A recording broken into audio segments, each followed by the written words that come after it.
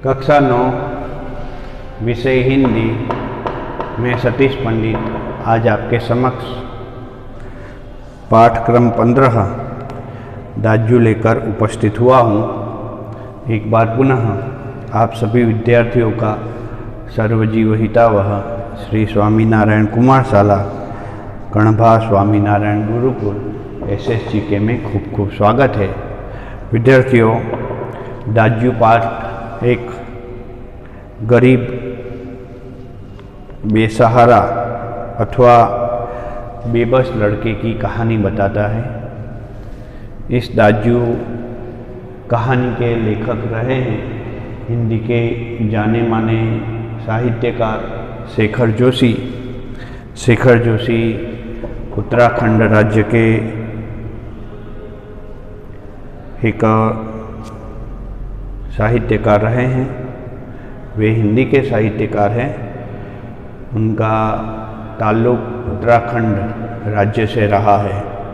विद्यार्थियों, शेखर जोशी बहुत ही नामचीन साहित्यकार रहे। उनकी कहानियाँ बहुत ही सुंदर और काफ़ी सीख देने वाली रहती है। उन्होंने काफ़ी कहानियाँ, उपन्यास तथा साहित्य के अन्य विधाओं में भी अपनी कलम चलाई है, किंतु उनकी कुछ कहानी जो है वह इतनी प्रसिद्ध रही कि उन्हें कई पुरस्कार मिले हैं। उनमें से दाजू कहानी एक मानी जा सकती है। दाजू कहानी जो है वह बाल श्रमिक पर लिखी हुई बहुत ही महत्वपूर्ण कहानी है। इस कहानी को अनेक पुरस्कार मिले हैं, जैसे कि महावीर प्रसाद द्विवेदी पुरस्कार और पहल सम्मान से भी वह सम्मानित हुई है। इस कहानी के ऊपर चिल्ड्रन फिल्म सोसाइटी द्वारा फिल्म का निर्माण भी हुआ है। अर्थात इस कहानी के ऊपर एक बाल फिल्म अवश्य बनी हुई है, जिसे आप देख सकते हैं। आप YouTube में सर्च करके वह फिल्म देख सकते हैं, जिससे आपको पता चले कि एक बालक जिसे बचपन से काफ़ी मुसीबत का सामना करना पड़ा हो, उत्तराखंड राज्य में उस बालक का जन्म हुआ है। कोई मजबूरी से उसे अपना घर और गांव दोनों छोड़ देना पड़ता है। शहर में आकर किसी कैफ़े में वह बाल मजदूरी करने लगता है। यहाँ उत्तराखंड राज्य का ही एक व्यक्ति है जो बचपन से ही बहुत अच्छी पढ़ाई करता है। मेहनत करके वह एक बहुत बड़ा अफसर बन जाता है। अफसर बनने के बाद वह शहर में आ जाता है और शहर में एक बहुत बड़ी कंपनी में, मल्टी स्टार कंपनी में उसे जॉब मिलती है। अब नया नया शहर में वह व्यक्ति आया, उसका नाम है जगदीश बाबू। क्या नाम है विद्यार्थियों? उसका नाम है जगदीश बाबू। जगदीश बाबू पढ़ा लिखा व्यक्ति है, बहुत बड़ा अफसर बन के आया है इस कंपनी में रोब जमाता है और किसी के साथ जल्दी बातें नहीं करता। वह सोचता है कि किसी के साथ बातें करूंगा तो जो रोब है वो जमेगा नहीं, अफसर की तरह रहना है। साथ साथ में यह भी बताना है कि मैं कितना पढ़ा लिखा हूँ, कितना अच्छा हूँ मैं। कंपनी में नया नया है, कंपनी में से किसी अफसर के साथ भी बराबर बात नहीं कर रहा है। अपने ज्ञान का वह अहंकार लिए हुए है। कंपनी से बाहर एक साइन बोर्ड वाला छोटा सा कैफ़े है। कंपनी से बाहर और वहाँ वह जाता है, कॉफ़ी पीने जाता है। वहाँ जाकर के टेबल कुर्सी में अपना स्थान ग्रहण करता है। एक बॉय आता है। बॉय कहता है, बाबूजी क्या लेकर के आऊँ? अब सोचता है कब तक मैं अपना अहंकार लेकर के रहूँ। उस लड़के के साथ अच्छी अच्छी बातें करने लगता है। टाइम पास क्या करना चाहता है?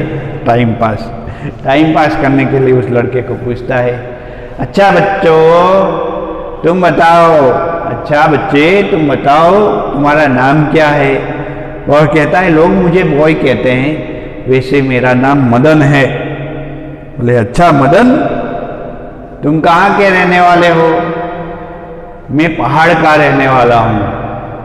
बोले अच्छा अच्छा अच्छा, अरे पहाड़ तो बहुत सारे हैं, जैसे कि दार्जिलिंग, मसूरी, शिमला, आबू।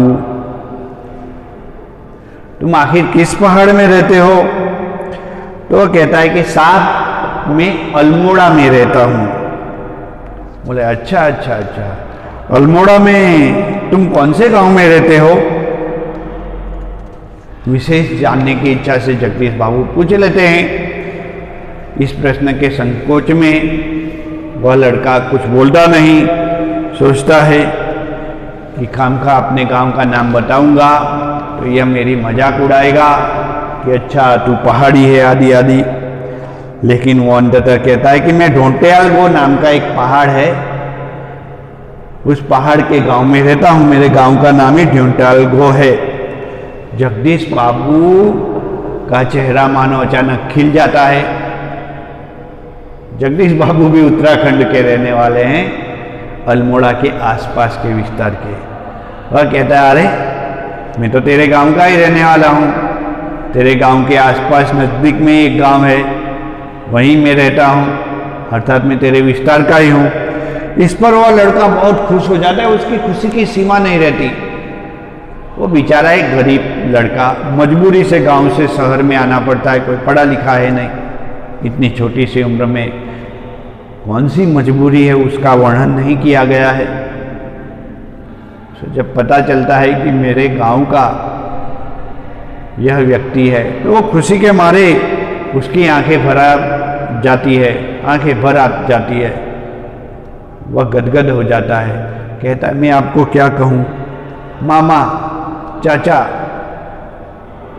ताऊ, नहीं नहीं ये भी नहीं, नहीं अच्छा मैं आपको दाजू कहता हूँ। दाजू यानी बड़ा भाई। ये उत्तराखंड में लोग पहाड़ी भले हो, पहाड़ी विस्तार में रहने वाले भले हो, लेकिन अपने से बड़ों को दाजू कहते हैं। अपने से छोटों को भी नाम लेकर बुलाने की परंपरा नहीं है। जैसे कि छोटा भाई बड़े भाई को दाजू कहेगा तो बड़ा भाई भी छोटे भाई को नाम लेकर नहीं बुला सकता। अब हम सोचेंगे बड़ा भाई तो छोटे का नाम लेकर बुला ही सकते हैं, नहीं, वो उसे कहते हैं बुला, अरे बुला तू कैसा है। अपने से छोटी बहन होगी उसका भी नाम नहीं लेने का, उसको बोलने का भूली, तू भूली कैसी है। वैसे ही अपने से बड़ों को क्या कहते हैं, दाजू। तो जगदीश बाबू को दाजू नाम से बुलाता है। जगदीश बाबू खुश हो जाते हैं, वाह क्या बात है, दाजू अभी आया, दाजू अभी आपके लिए कॉफी लेके आया। दाजू गर्मा गर्म कॉफी, खुश हो गया। वो गर्मा गर्म कॉफी बहुत अच्छी तरह से बना करके लेकर के आया, साथ में अल्पाहार कुछ नाश्ता भी लेकर आया, रखा। कॉफी की मात्रा भी थोड़ी बढ़ा दी गई अच्छी तरह से। जगदीश बाबू खुश हो गया। तो जगदीश बाबू रोज वहां आते थे और कैफे में आकर के बैठते थे। जैसे ही बैठे वैसे ही दूर से वह लड़का चिल्लाता हुआ आता, दाजू कैसे हो, दाजू क्या लाऊं, दाजू ये लाऊं, दाजू वो लाऊं। जगदीश बाबू खुश होते थे। यूँ करते करते जगदीश बाबू कंपनी में काफ़ी लोगों से पहचान में आए। धीरे धीरे जो अपना अभिमान वाला जो स्वभाव था उसका थोड़ा त्याग किया, सबसे दोस्ती की। अन्य अफसरों के साथ भी वह इस कैफ़े में आते थे, चाय या कॉफ़ी का ऑर्डर देते थे और वह लड़का चिल्लाता हुआ आता था, दाजू। जगदीश बाबू के दोस्त बोलते थे, अरे ये क्या बोल रहा है दाजू दाजू। जगदीश बाबू का अहम और अहंकार रूपी जो घमंड था, जिसे हम घमंड भी कह सकते, धीरे धीरे बाहर आने लगा। बोले नहीं नहीं, पहाड़ी विस्तार का लड़का है, मुझे बड़ा भाई कहता है, बड़ा भाई अर्थात दाजू। सब हंसते ठहाका मार के। इस पर जगदीश बाबू का अहम और अहंकार बाहर निकलने लगा।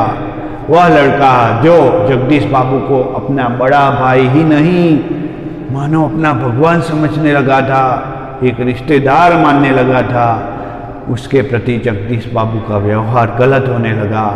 एक दिन तो जगदीश बाबू ने उस लड़के को सबके सामने फजीती कर डाली और कहा कि यह क्या है सब कुछ, तुम्हें पता नहीं चलता, अंग्रेजी में डांटा। लेकिन डांट चाहे हिंदी में हो चाहे अंग्रेजी में हो पता चल जाती है। उसे अंग्रेजी पता नहीं चलती थी, लेकिन फिर भी जगदीश बाबू का यह गुस्सा उसे पता चल गया कि जगदीश बाबू को ऐसा लग रहा है कि मैं उसका अपमान कर रहा हूँ। वह चुपचाप उस डांट के कारण सहमा सा एक कमरे में गया, बहुत रोया, बहुत रोया। उसे दुख हुआ कि इस विस्तार में मैं अकेला हूँ, मेरे परिवार ने मुझे छोड़ दिया, मेरी मजबूरी, मुझे आज मजबूरी के कारण यहाँ बाल मजदूरी करनी पड़ती है और मुझे ऐसा लगा था ये मेरा रिश्तेदार है, लेकिन क्या कर सकते हैं, आखिर जगदीश बाबू ने भी मेरा अपमान कर लिया। उसके बाद जगदीश बाबू का एक मित्र था। एक दिन जगदीश बाबू अकेले एक मित्र के साथ उस कैफे में आए थे। जगदीश बाबू ने देखा वह लड़का खड़ा है। उसने कहा एक कॉफ़ी लेकर के आना। उनके मित्र ने भी कहा, उस पर उसने कहा ठीक है ले आता हूँ। दाजू शब्द, बड़ा भाई शब्द कैंसल। जगदीश बाबू के दोस्त ने कहा, जिसका नाम हेमंत है, अरे तुम्हारा नाम क्या है? कुछ चुप रहा। मदन भी नहीं कह पाया। लोग मुझे बॉय कहते हैं। विद्यार्थियों, एक मजबूर बालक की वेदना समझो कि इस प्रकार की वेदना लेकर के उसे चलना पड़ा, और एक तरफ हम हैं, एक तरफ आप हो जो अपने परिवार की खुशियों के साथ चल रहे हो।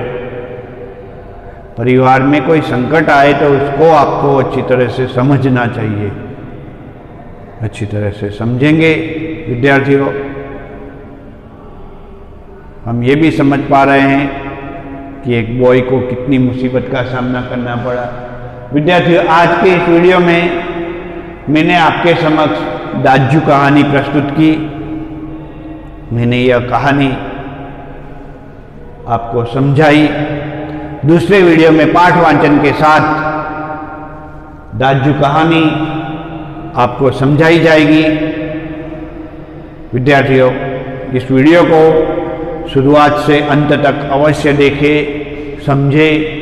अन्य वीडियो में दाजू कहानी वाचन के साथ साथ में कहानी का स्वाध्याय और समीक्षा लेकर मैं आपके समक्ष प्रस्तुत हो जाऊंगा।